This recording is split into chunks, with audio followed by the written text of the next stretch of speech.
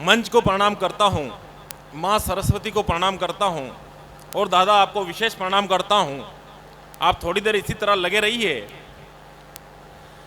बहुत अच्छा संचालन आपने किया है। नागर जी पधार गए हैं, मैं भी अपना प्रयास करता हूँ थोड़ा बहुत।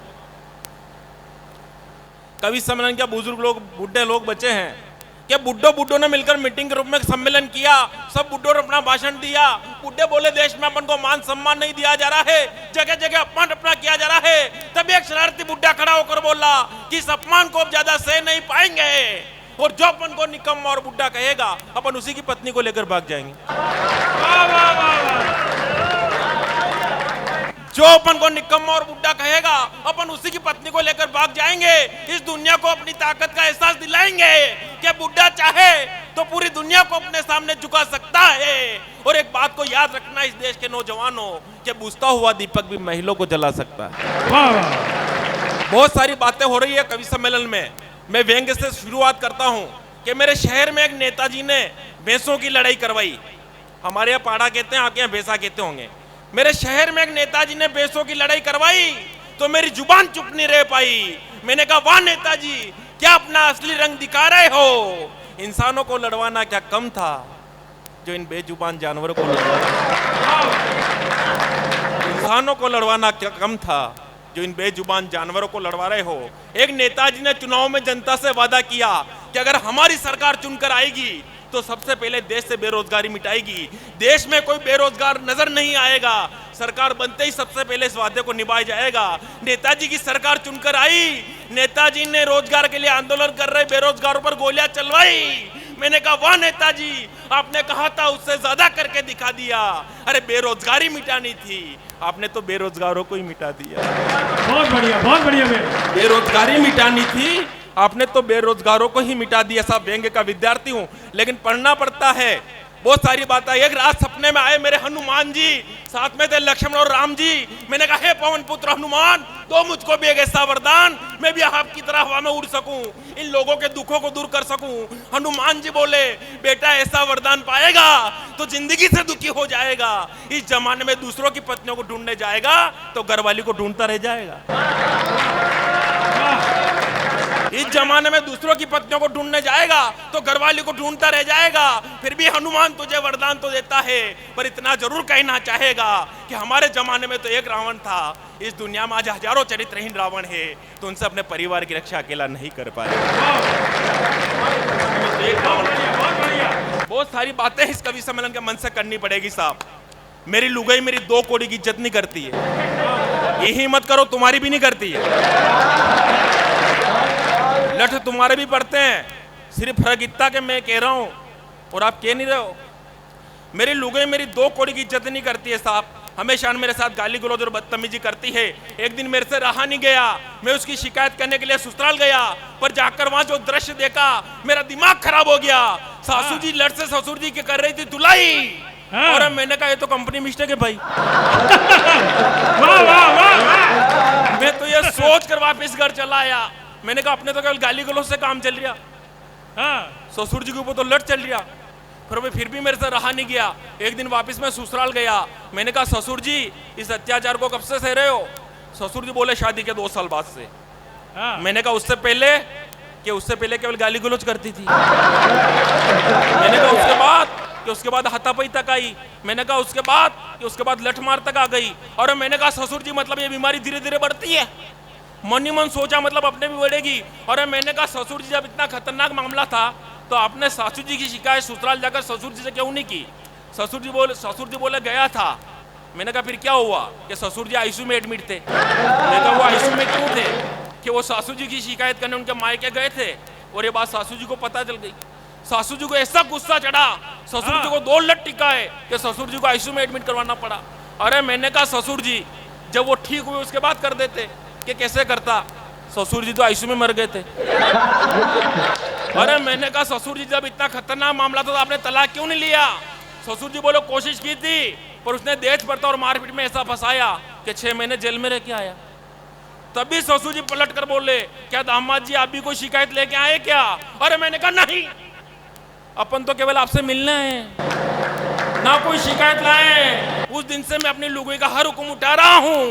घर में रोज मार खाता हूँ, फिर भी यहाँ के मुस्कुरा रहा हूँ। वाह वाह मैं रोज मार खाता हूँ। अशोक नागर जी ने मेरे को एक बार कवि सम्मेलन में दिल्ली ले गए यहाँ से, तो इन्होंने ठहरने की व्यवस्था 10वें माले पे की और उसमें कोई लिफ्ट की व्यवस्था नहीं। और मैंने कहा अशोक जी भाई साहब 10वें मंजिल पे कैसे चढ़ेंगे? ये बोले राणा अपन 10 कवि हैं, 10 मंजिल हैं, एक एक कविता सब कवि सुनाएंगे, तब तक 10वें मंजिल पे चले जाएंगे। लेकिन उसमें प्रॉब्लम हो गई साहब, उसमें कवि हकला फंस गया। हम जैसे पहली मंजिल पे गए, हकला बोला भाई साहब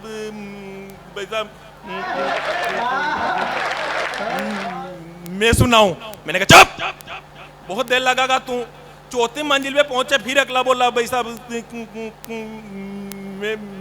मैंने कहा चुप, बहुत देर लगागा तू। 8वीं मंजिल पे पहुंचे, फिर अगला बोला भाई साहब मैं सुनाऊं? मैंने कहा चुप, बहुत देर लगागा तू। 10वीं मंजिल पे पहुंचे, फिर अगला बोला भाई साहब मैंने कहा सुना दे।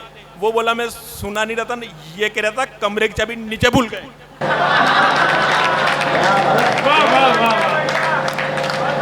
बढ़िया वो बढ़िया। सारे मामले साहब, मेरी लुगाई मुझे कहती है तुम्हारे में अक्ल नहीं है।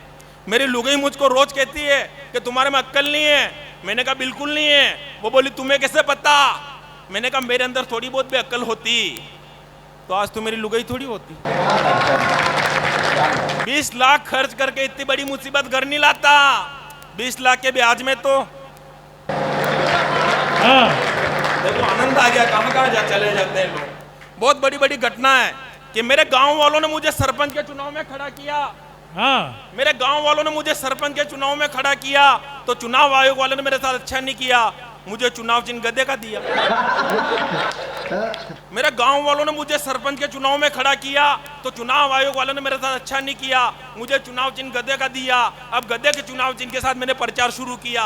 मेरे मित्र आगे आगे मेरा प्रचार कर रहे, मैं पीछे पीछे माला पहन के चल रहा। मेरा एक मित्र बोला कि अंकल जी इस बार गधे का ध्यान रखना।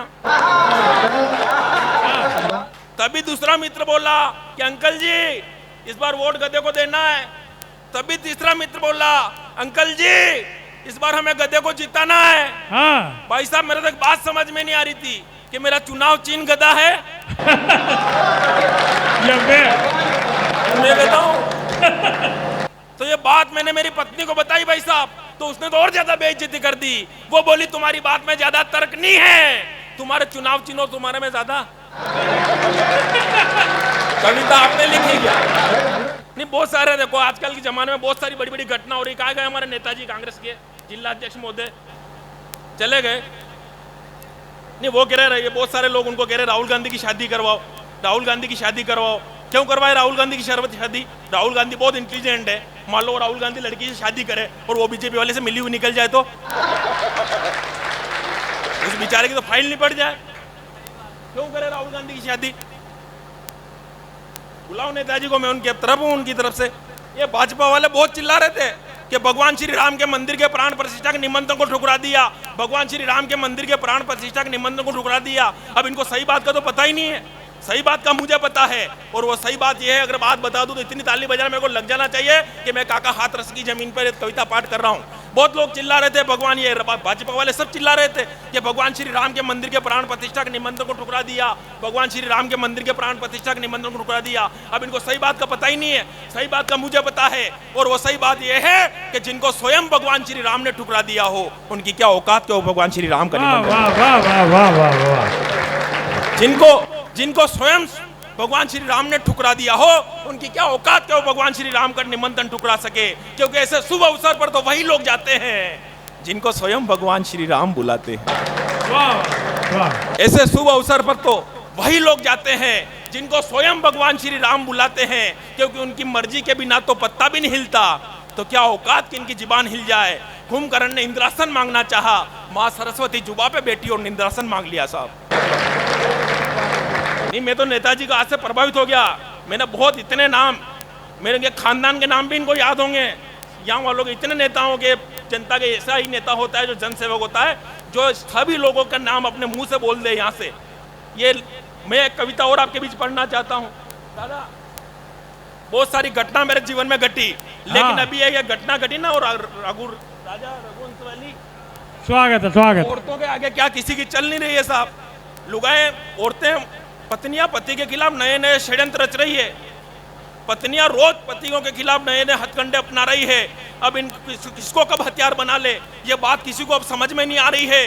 कभी सांप से डसवाती, कभी सांप से डसवाती तो कभी नीले ड्रम में भर रही है, कभी सांप से डसवा रही तो कभी नीले ड्रम में भर रही है, कभी ले जाकर हनीमून पर पति की हत्या कर रही है, कभी लाती गुंडों को ये तो बाड़े पे, कभी लाती ये तो गुंडों के बाड़े से।